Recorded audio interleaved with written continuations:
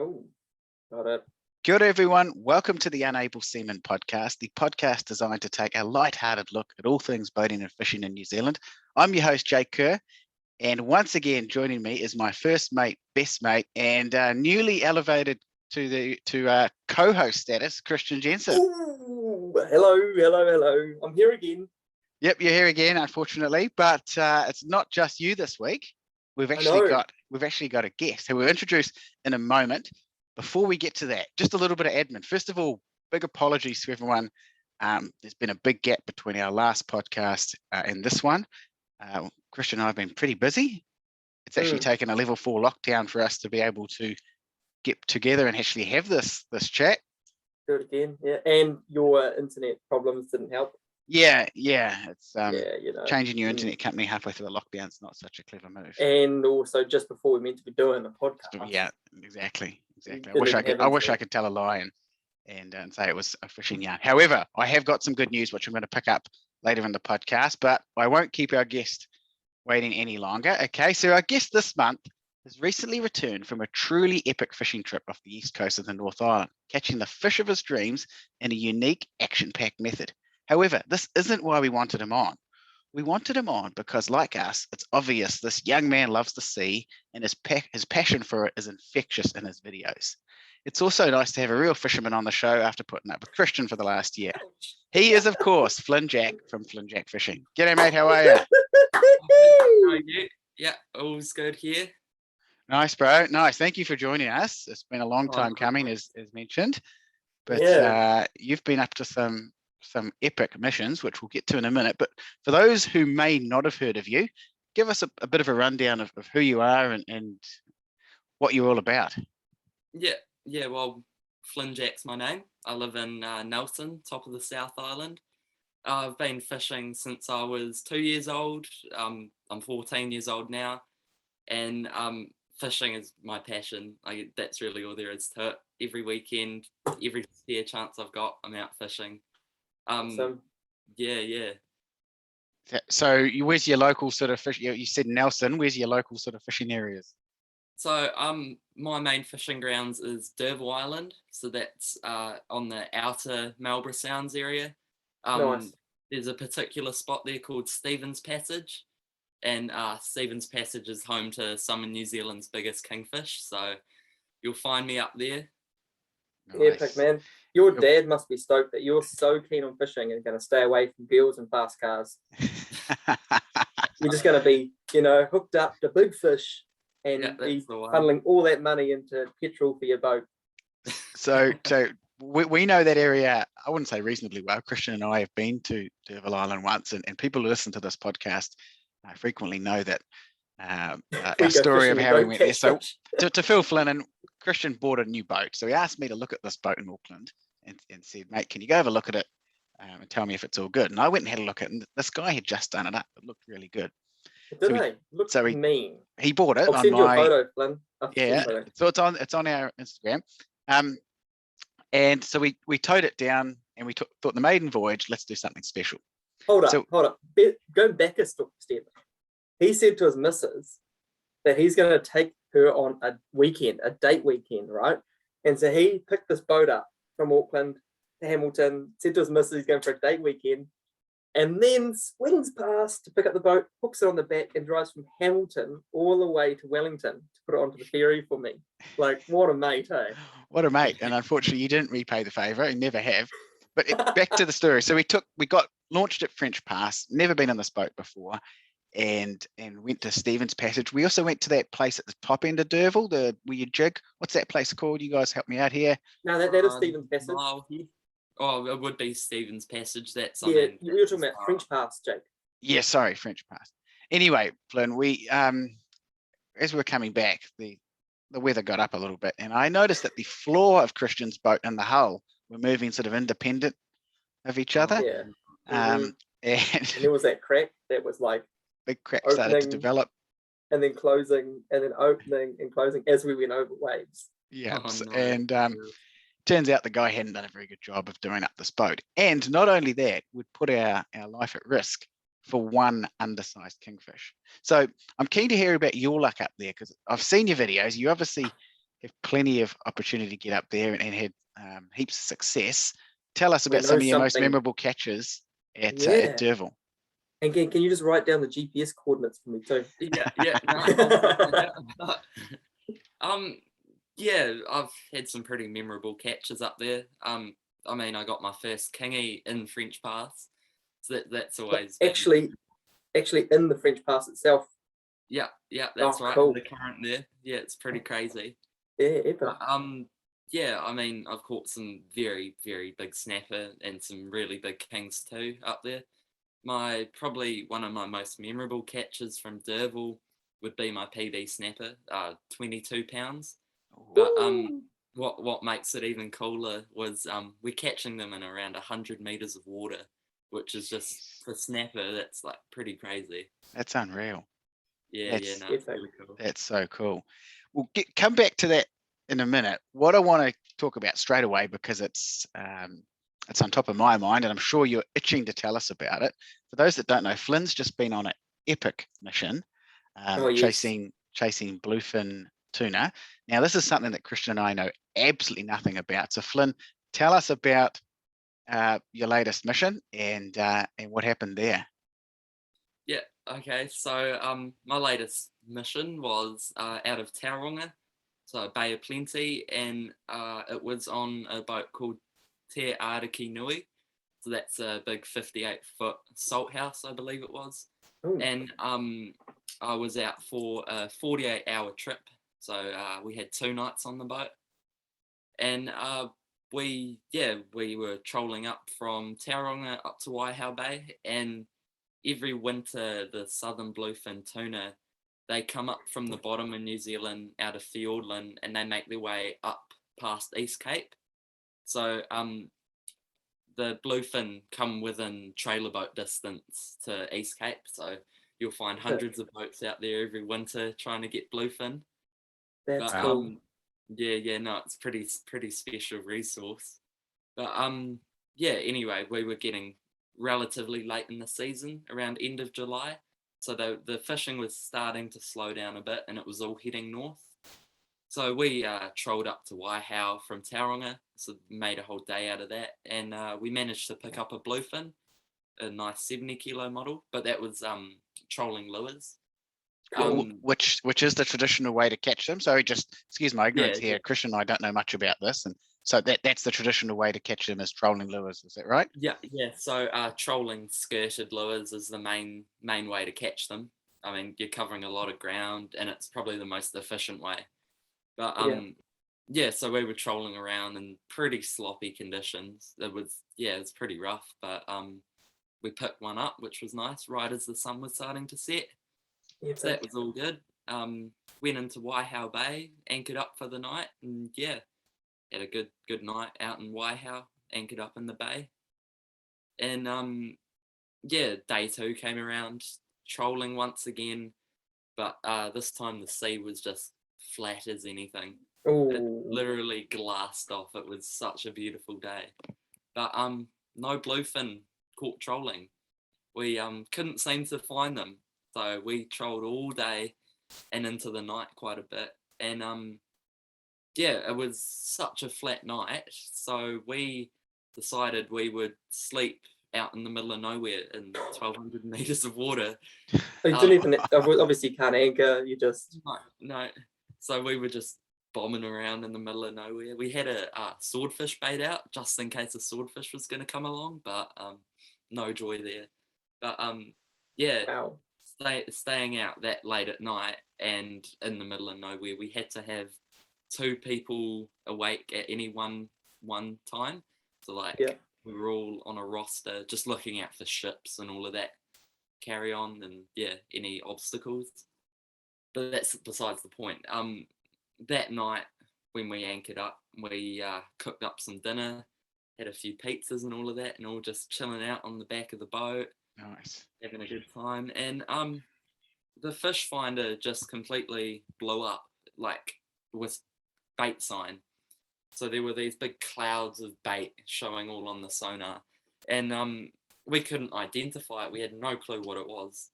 So how deep? Like how deep is this bait? Well, the bait was relatively close to the surface. It was within the top 200 meters of the water, so it was 200 meters right up to the top. Yeah. So yeah, we tried everything to identify it. We used squid jigs.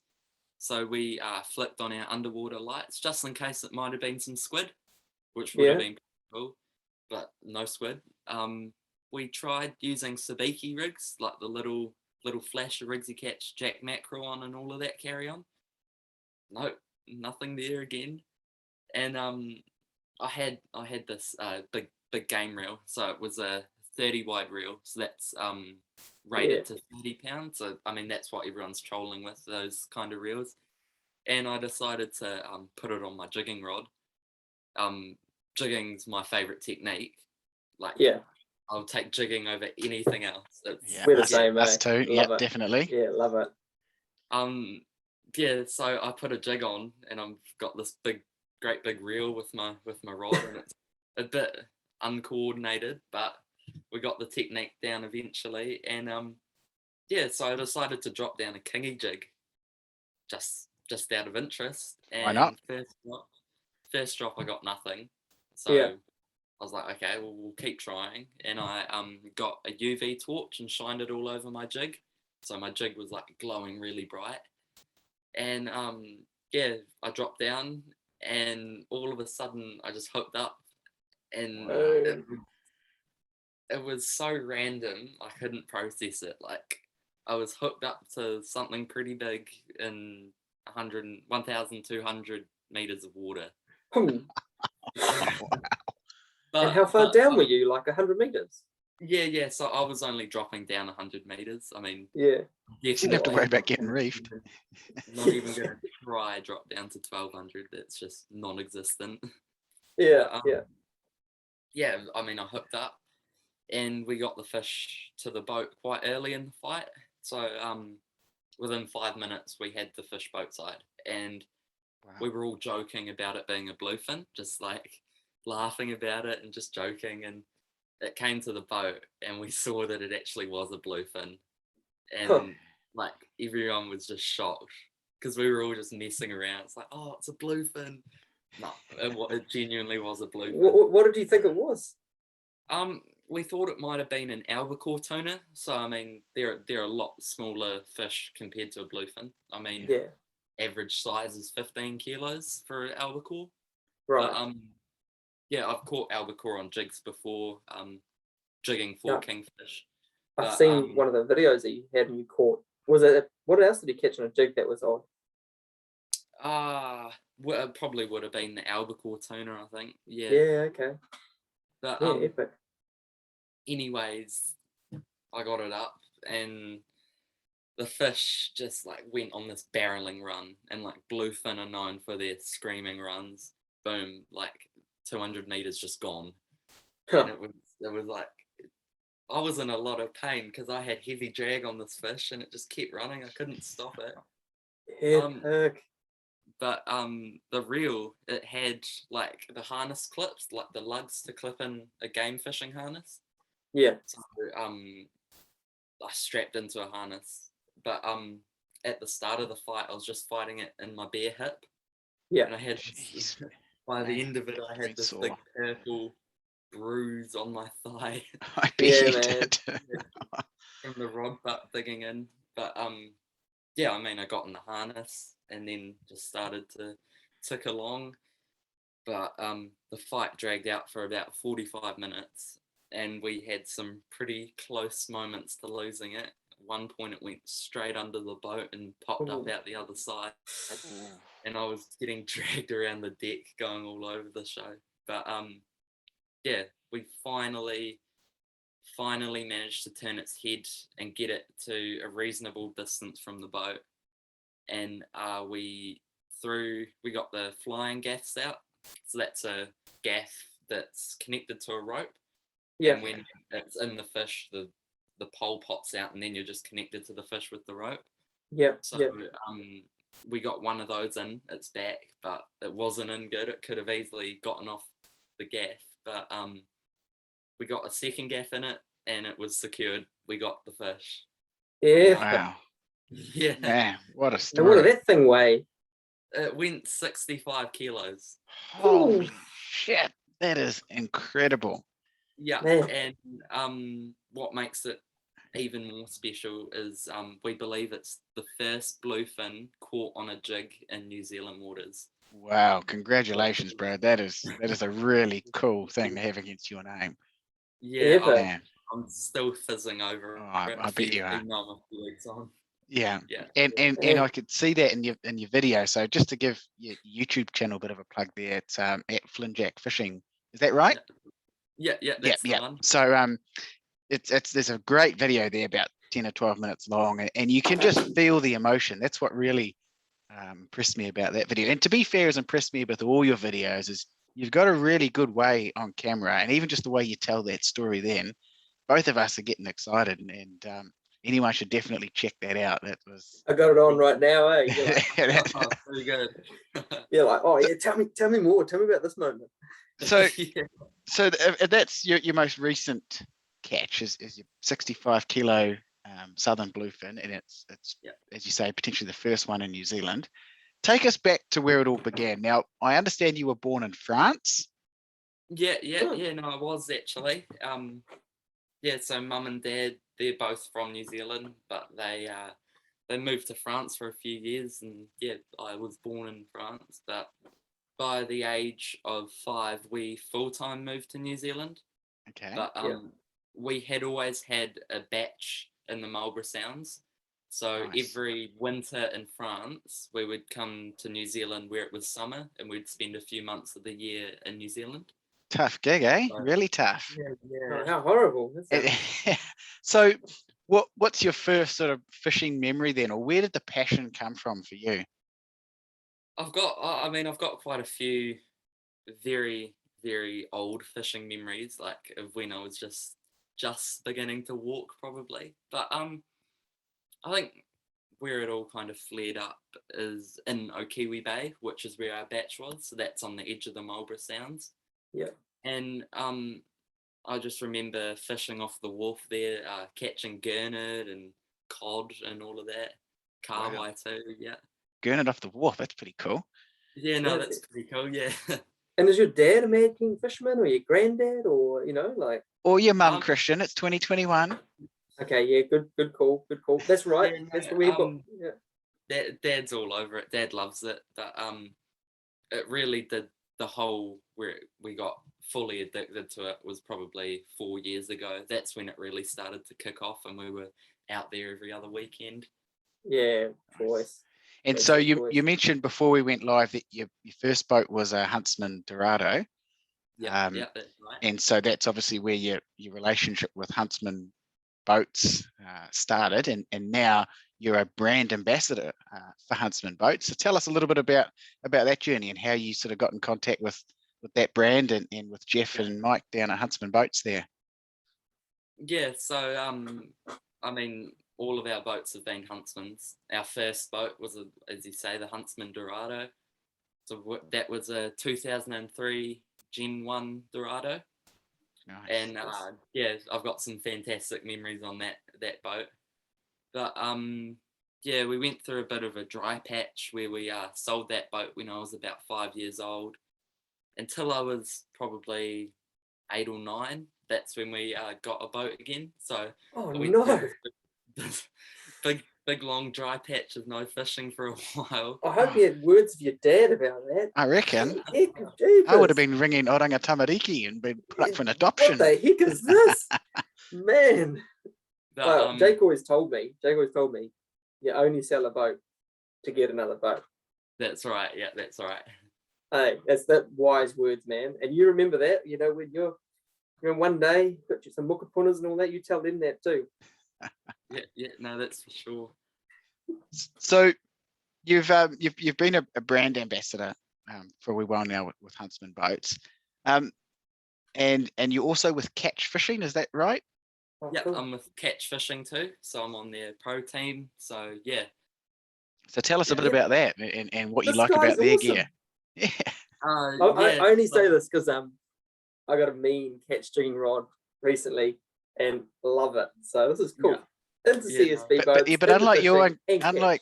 your one, Christian, Flynn actually catches fish on his. Okay, yeah, I think that's a Catch is different actually story. trying to like sort of distance themselves from you.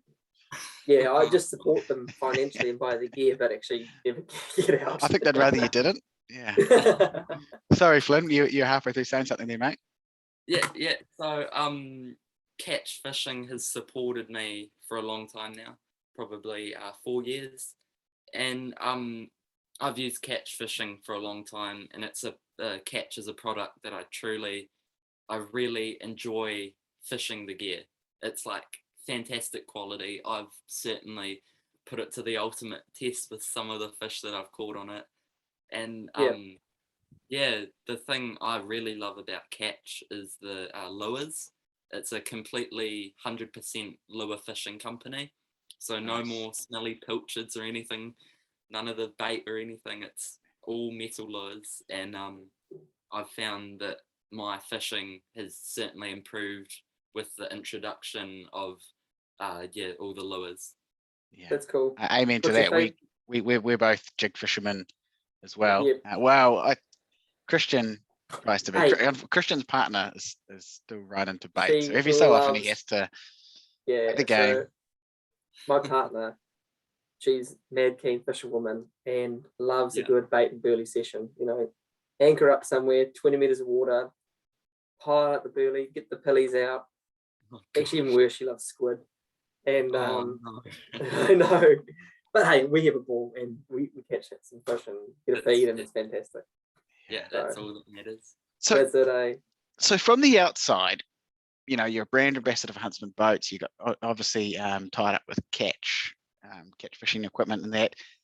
And from the outside, that looks fantastic. But what I want to know is there pressures that come with that? For example, do you still enjoy fishing sometimes? Is it really hard to get out there and you go, crikey, I need to make a video. I need to put up an Instagram post. I need to actually show that I'm using this gear. Does it take some of the enjoyment out of it, or how do you deal with that? I honestly, there's nothing that could ever take the enjoyment out of fishing for me. That's awesome. Good answer, man. Yeah. Yeah. I mean, I enjoy day. making videos too. I really enjoy that. I enjoy the aspect of sharing what I do. I really enjoy that. Awesome. And being out on the water and filming everything, getting photos, and then coming home that night and then looking over everything that happened that day. Reliving it. It all adds to it. I really love Cool. it. Oh, that's so do cool, you bro. do editing too? Yeah, I do. Some of my homemade videos on the GoPros are edited by me. Yeah. But, all of the really professional videos, they're filmed by Scott McDonnell. He runs the New Zealand Fishing World page. So he's got that website, New Zealand Fishing World. So Cool. he's out fishing with us a lot, and yeah. That's neat, man. That's awesome. Having these people around to learn from too, because I've been in the game for ages. Yeah, exactly. So come back to the catch thing. What's your favorite rod from them? My favorite rod? Yeah. It's got to be the Acid Wrap 250 jigging rod. So that's that's my favorite. It's my favorite. It's an incredible rod. I've had that thing fully bent over the gunnel and going under the boat and everything, but it's a really nice rod to jig with. It's really forgiving. It's got a nice action to it, so it works the jigs really nicely, and it's just like full of power. Like you can put as much drag or as much pressure as you want, but that rod, it really copes with it. It's a fantastic bit of kit. Awesome. Well, we'll just for people who are listening who might want to have a look at that rod, we'll put a link to our Instagram at Unable Seaman. I'm sure you could go to Flyn's Instagram as well at Flyn Jack Fishing. Is that right? I'm sure he's got links Flyn there Jack as well. Fishing. Yeah. So if you want to check those out. I want to move on back to your fishing spots. You've already spoken about D'Urville Island, and you said you've chased the bluefin off the east coast there. Where else in New Zealand have you been, or following up from that, where would you like to go? I do a lot of fishing up in Hohora, so that's right up the top of the far north there. Nice. yeah, quite a lot of our trips that we've filmed have been up there. I mean, chasing marlin up there. We've soft baited up there, jig for kings. That's my second favourite place in the country to fish. Derby I Island like that. first, then it's Hohora. I love Hohora. Yeah. It's full of fish, and it's a really nice change of scene. Like, Yeah. Yeah. It's there's a long way such from home for you, though. Yeah, man. It's like a 14-hour drive or something for us with the boat on the back. Ooh, wow, that's punishing. No, it's all part of it. It's all part of the adventure. All adds up. Effort. Yeah, that's right. That's effort, man. So you just jump in, mum, dad, boom, off we go. Let's have a wicked week up there, I hope. Yeah, no, 2 weeks even. Yeah. 2 weeks, yeah. Oh, that's good. wow. Every January, Dad and I, we plan a 2-week road trip. So we catch the midnight ferry across to Wellington, and then we drive up from Wellington up to Auckland, and then Auckland to Hohora. So yeah, every year we've got a January trip. Nice. And yeah, we're just in the phase of planning this January's trip, so that's pretty exciting. Nice, Oh, I bet it man. is. I bet it is. We know that area reasonably well. I'm a Bay of Islands boy. That's where I was brought up. And Christian was brought up in Rota Vegas, so sort of knows that area too. Just picking up on your January trip there, when I spoke to Mike from Huntsman Boats about something else a couple of weeks ago, he said that you have to keep your school grades up if you want to go on these fishing trips. So obviously you're not just a fisherman. True. Obviously That's you're rough. pretty good in the old classroom as well. Now you may or may not know I'm actually a teacher, so I'm really pleased when I hear students doing good things in the classroom and then obviously getting that reward of being able to go fishing on the side. Yeah, no, I'm always trying my hardest in school, always keeping my grades up, and yeah, it all pays off because it means I get to go fishing. Too right. That's mate. If you want incentive, that's about as good as it gets. Exactly. Especially for lads like us, eh? Ooh. Yeah. So Flynn, I'm just going to move to Christian for a little bit. So Christian, just quickly, we sort of skipped at the start. I want to hear what you've been up to, mate. What have you been doing recently? Nothing nearly as exciting. I can tell straight away. Mate, I'm shocking. I haven't been out for a fish since we last caught up. Have you done anything with your boat? I mean, it is the middle of winter. I'll give you that. But... Middle of winter. I'm real sorry, mate. I've been building a fence. All the dumb things. You were doing that last time we chat. Yeah, I'm not a good builder. So it takes a while. Well, do you know what? I actually don't care what you've been up to, Christian, because I was only using that as a way to crowbar what I've been up to. Oh yeah. Okay, like Flynn, I am also a massive fan of Huntsman Boats, and so my private boat was a Bayliner. I've documented that before. My parents have had a Huntsman Series 6000, which we've loved for the last, I'm going to say almost 12 years now. I remember when you got boat. it. Yep. Yeah, maybe not quite. I can't remember. Have anyway, we been friends for that long? We have. Unfortunately, I haven't got a better offer. Okay, that's cool. I'll stay here. But in the last month, they've bought a Centurion, the soft top version of the Centurion with a Mercury 200 XS Pro on the back.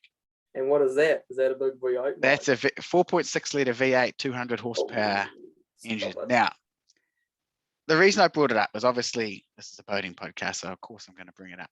But the other thing, Christian, is, and I'm sure Flynn has experienced this before, but I really want to get this across to the listeners, is you watch these videos on boats, right? These boat reviews and stuff.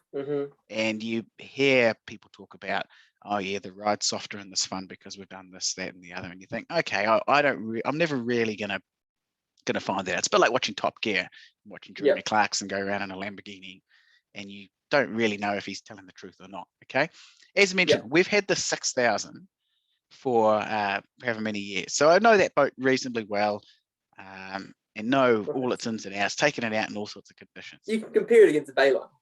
Well, yeah, there's not much comparison there. It's a little bit like jumping from a milk bottle to yeah, a cruise ship. Can't talk. I certainly can't talk. So we picked up the Centurion a couple of weeks ago, and it was a crappy day in Auckland. So my parents came down from the Bay of Islands to collect it, and I came up from Te Awamutu here, and the weather was blowing 20 knots, And Ooh. we said, no, we're going. So there's 8 of us. We jumped on it and we shot out from Half Moon Bay, went to a place called Izzy Bay, and just to have a little play. Now, first of all, the engine. Oh, people say 4 strokes don't have the whole shot, what a load of crap. This thing's got a 4-bladed propeller. There was 8 of us on board, and I just accelerated in the same way I would accelerate with the E-Tech on the Series 6000. This thing was like being dropped. We almost ended up all in the back. I couldn't believe the way this thing went, and I wish I could portray that somehow to the people listening. It just went. I cannot wait till there's just 2 of us in it. And not only that, Christian, it just had this sound. If you haven't had a chance, anyone listening, get on YouTube, type in Mercury XS Pro, and listen to the sound this engine makes. Oh, it'll just get your blood pumping. Mate, any V8 on a boat is beautiful, and I totally support that. And yet, if I was buying a new boat, I probably would have spec'd a Honda, but I don't know now. But anyway, I don't know. Controversial. But that's not the point I wanted to make. The point I wanted to make is coming back. It was blowing about 20 knots. There's 8 of us on. I put the hammer down to about 17 knots. And I have never been so steady on a boat before. This was a pretty nasty day. Anyone who knows the Waiheke Channel knows it. It blows up a bit. This thing was just rock solid. And again, like I said earlier, you hear manufacturers talk about their boats in the rough, and their one's better than the others. This thing, from the 6000 to this, was chalk and cheese, and the 6000's a bloody good boat. Man, we've been out in that 6000 in some rubbish days and been really impressed. Really impressed. And you're saying it's even better again. I couldn't believe it. Flynn, you've spent a bit of time in the Centurion, mate. Do you mind do you have any experiences that sort of similar to my one there? Or? Yeah, I do. I got quite a few, really. We had when we got our Marlin on the Centurion, it was glass off, and then that wind just wrapped around the corner, and those waves started to stand up. But we just put the hammer down, put the trim tabs down, and just pushed straight through it. And it's such a fantastic boat. It's so hard to explain the feeling and the comfort that you feel. Yeah. But it just eats up chop. It just that sounds absolutely. That sounds like so much better than what. Put it this way. I agree with Flynn. You can't portray it. All I would say is that if you're thinking of buying a boat, get in contact with me or get in contact with someone who owns one and go and experience it. It is so worth it. And there is such a difference between a boat that can handle that and a boat that can't.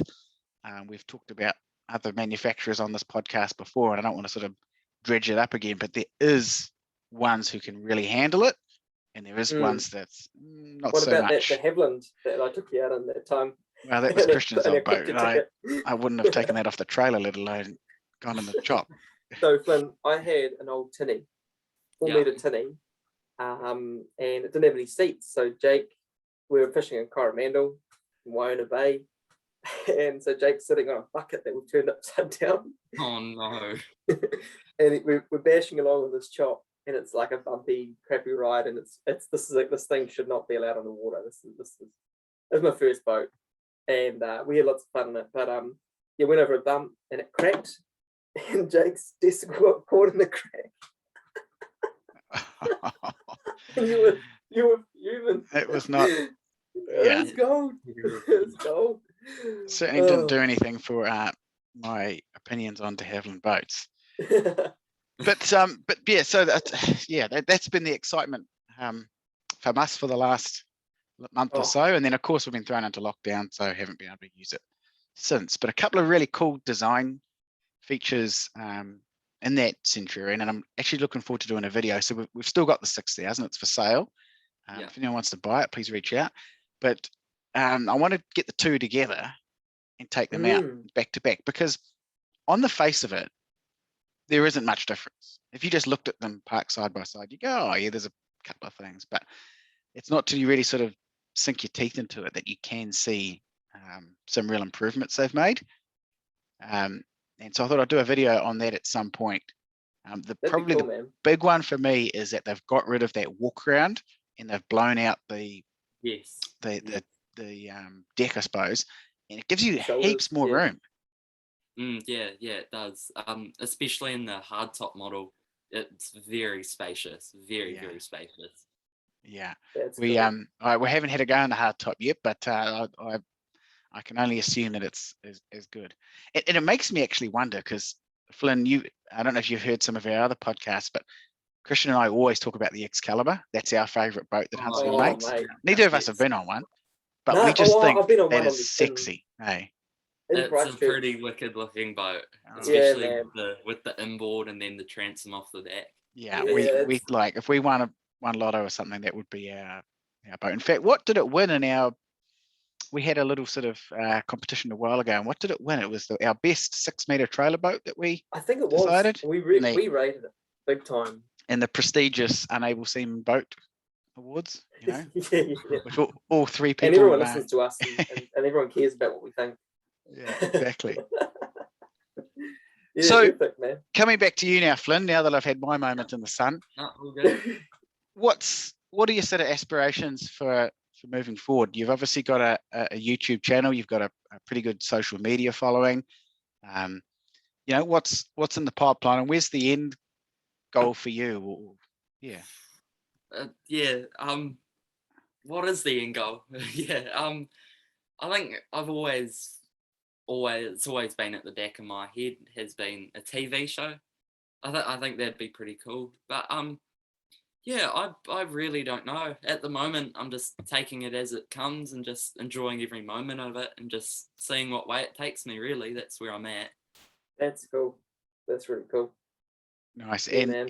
And in terms of any international fish, I know one of your videos you mentioned you want to catch species overseas. Obviously, with the sort of environment we're in now, it's not going to be around the corner. But what would you like to catch overseas? I would really, really like to catch a dogtooth tuna. Yeah, On a jig, of course.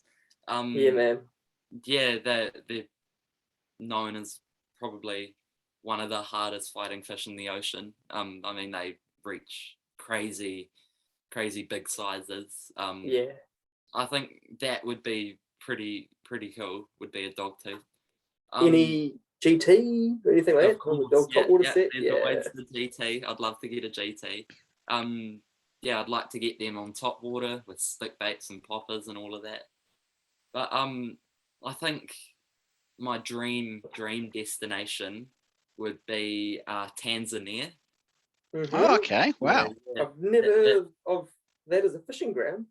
Yeah, no, it's a pretty incredible place. I mean, they get yellowfin tuna, I mean, GTs, they get the doggies too. They get the whole lot there, really.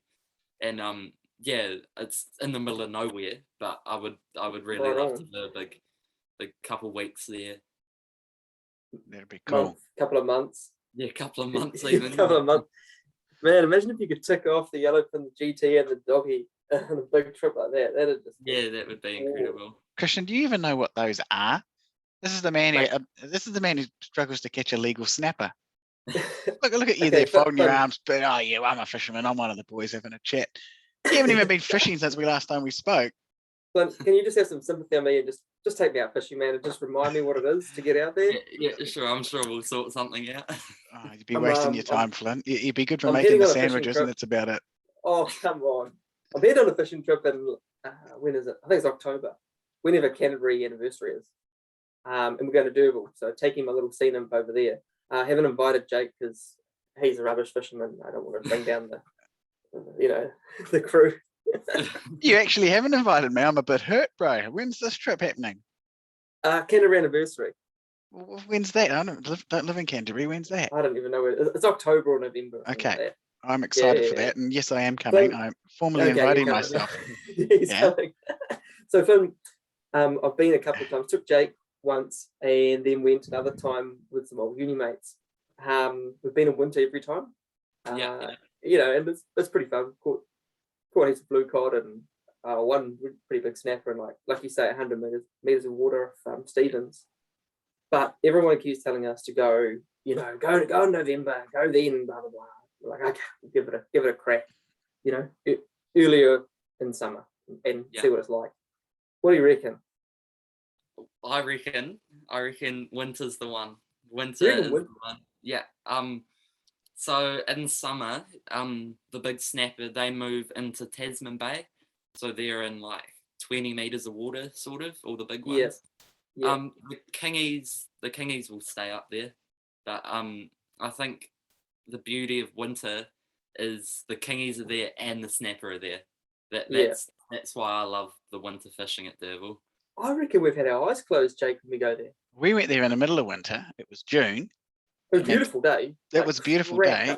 The only way I could stay warm was Christian had this little gas cooker on board that we were cooking our lunch with. I had to squat over it. It was the only way I could stay warm. That's right. Boy from Northland, I struggled a wee bit. Yeah, man. Oh, all right. So eventually. So we've already spoken about your online presence and your channel and that. Do you get any hate? Is hate something you have to deal with? I know. So Christian and I know Mig from Fishing and Adventure reasonably well. And he's spoken to us about it's sometimes really hard. You put a really cool show together and you put a lot of effort into it and that, and people have a bit of a crack at you. Do you find that online at all? I just surround myself with the right people and people that support me and just keep my head up and just keep moving forward. Every now and again something happens, but you just look past it and just whatever. That's cool, man. That's a good way to look at it. It's a really mature attitude to have about it, and it's certainly something a lot of people could take on board. That's for sure. I suppose you can just say, like, hey, I got me a big yellowfin tuna and a big bluefin tuna. What do you know? Yeah, that's right. Who are you? There's a lot of keyboard warriors out there, that's for sure. The beauty with having New Zealand's most unpopular boating and fishing podcast is that we don't get a lot of hate. We don't get a lot of love either, but we don't get a lot of viewers. Flynn, bit of a tricky one for you. I know you're tied up with Huntsman boats. If you couldn't have a Huntsman, if let's say Huntsman went out of business, I know they're not because they got orders coming out their ears, but let's say they went out of business and you had to pick another boat, or even better question is, what's your dream boat that can't be a Huntsman? Yeah, it's mean. I've always got the dream of like a 58-foot Viking or something like that. Okay. Yeah, that'd be pretty cool to have a big launch or something. I'll note that down, and we will put that on our definitely put that up on our Naval Seaman Instagram channel. Viking, what do you say? Viking 58. Okay. Yeah, 58 Viking. Oh, the name escapes me. But yeah, it's a 58-foot Viking. Okay. That's nice. That's pretty mean. Well, okay, you've given it some thought. That big. Yeah, I mean, of course you've given it some thought. You're a boatie, we've all got our dream boat. Yeah. I'd love a big launch like that. That'd be pretty special. Nice. Drifting around like you said when you're going for that bluefin tuna and you're just in the middle of the night drifting around the ocean. That sounds fantastic. Yeah. No, it was pretty cool just bombing out at sea. That's choice. I bet. Righto, we're going to come to our one of our favourite features of the month, and something that Christian always gets barred up about, and we've actually got Flynn on board for this one as well, and that's, of course, our dog of the month. Now, for those who don't know behind the scenes, what we do is we get a dog of the month, and Christian and I normally present it to each other, and we always try and present it live so that we get a genuine reaction. So, what I will do is I'll go first while Flynn and Christian, if you want to upload your links to our little Facebook chat we've got going on, and I will get mine in first because mine is... Okay, don't do it just yet. I'm just pulling mine up right now. So if yours is there, then we'll get started on that. No, you go. I'm just finding one. Oh, this is good. I love this part. Yeah, this is Christian's favourite feature. This is actually the only prep he does for the show. It'd be really nice if we had someone who's, a little bit more professional, but hey, beggars can't be choosers. Rightio, my one's there. Let me know when you got it in front of you, and I'm going to give you the rundown as to why this is my dog. Oh God. no. What sort of rubbish is this? Oh, Jake. Okay, Well, so this is certainly a launch. It's it's certainly a launch. the first thing I think is Pirates of the Caribbean come sort of like Canadian canoe. It's on a trailer. That's it's on a better trailer. thing. It's a trailer boat. It's a 28-foot. What do they even know? They call it fishing dory. $8,000 A can be fishing- yours. oh, God. That trailer looks like it might struggle at the vehicle testing station. Imagine trying to Engine looks launch that fine. thing. I think the only respectable thing about that is it's probably made of wood, so it could be kind of considered eco-friendly. Yeah, you could break it down and use it to start your fire. I was thinking that. Engine. Yeah, no, the engine looks all right. What's the engine? I haven't got to that photo yet. It looks all right there. Yeah, they've cleaned it. I mean, Pretty there's some pretty major corrosion on one of those bits there, but That thing looks like it's come out. It's a steam engine. I think they brought it back from the Titanic. Oh man, that is hideous. So we've certainly had worse on this podcast, but I think what amazed me about that is someone thought that was trailerable. I think that's fantastic. Isn't that great? I imagine trying to launch that though. I just think that's so cool that someone's got the confidence to try and launch that. You need I don't know. That's epic. I don't know That's what you just do with it, but it's that was my dog of the month. Righto, who's got their next one loaded up? Okay, are you going first, Flynn? Yeah, I've got mine already. So Okay, I'm coming in. Have you Bang it uploaded in. it to the little chat? Send it to the chat. I'm Right, waiting for it to come up. ending. Pending, I like that. Oh, homemade danger ship. Oh, that's a cool name straight off. I dig the name. And that is the end of Homemade cool danger this. ship. What the? This is someone's living room. Yeah, no, I think what I found quite fantastic about it is in one of the photos there you'll see that it's actually got twin engines, and if you look a bit closer it looks like one of them's a Merc and the other one's a Honda. Oh, very popular to do that now. You know, you have your two different outboard brands. It's suitable for us because we're conflicting in terms of like what brands we like. He's got. Have you seen the bottom of the bottom? It's a flat bottom. Yeah, but you can go wakeboarding. No, but have you seen what the guy's using for a GoPro pole? It's a stick. That's fantastic. This is great, Flynn. Oh wow. It's got a decent weight too.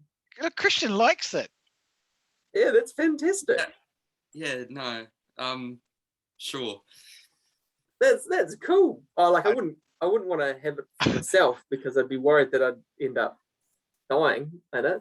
But imagine how it handles though. Imagine it catching the edge on one of those plywood sides there.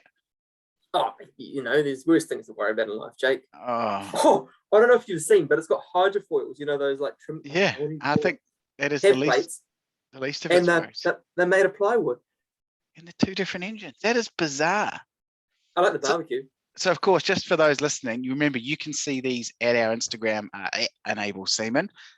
Flynn has entered an absolute beauty here. Homemade danger. Wow, that lady on board looks like she's wrapped to be there as well. It weighs around 1.5 ton. The guy's tipped it over on his farm too. It's like he had a garden shed and then thought, I know what engine hours on it. Top speed, 66 kilometers an hour. This is insane. 909. Is that nine? How many nines is that? Yeah, 99,999 hours. I'm going to guess and say it's probably a few less hours than that. It's a 115 Johnson and a 90. Probably out of warranty. It's a 115 and 90 horsepower. Hey, it doesn't matter that comes. That's 22 sheets of 12 mil ply. That's what it's made out of, and it weighs in around the 1.5 ton mark. That's fantastic. It's a passenger liner, not a day boat. Hey, but it's got a wake pole. That's cool. Oh, bro, you have outdone yourself there. I love the recliner chairs too. That's something I might actually, submit to Huntsman in the next Centurion. A couple of lounges. Yeah, no, I'm sure that gets the job done. I'm sure it does. Rightio, Christian, give us your one, mate. I want to ask you, do you guys want an alloy boat or a wooden boat, Ooh. or a fiberglass boat? Oh, I've got all three. You got three. You've covered the bases. Well, we've had two wooden boats, so let's rule out the wooden boat. Let's go alloy. Yeah, I Okay. reckon I Do would. you want something suitable for the south coast of Wellington into the Cook Strait, or do you want something that you're guaranteed to die on? Oh, Guaranteed to die on. guaranteed to die Okay, on, here yeah. we go. This is beautiful then. This is beautiful. I'm just bringing it up and then sharing it across. Here we go. Ba-bam, ba-bam, bam, bam, bam, bam. So, my friends, what you have before you is a home brew. A home brew. Oh no. Now, This is a hard top, and it's I don't know what it was. I'm struggling here because the hull is a legit hull, Well, yep.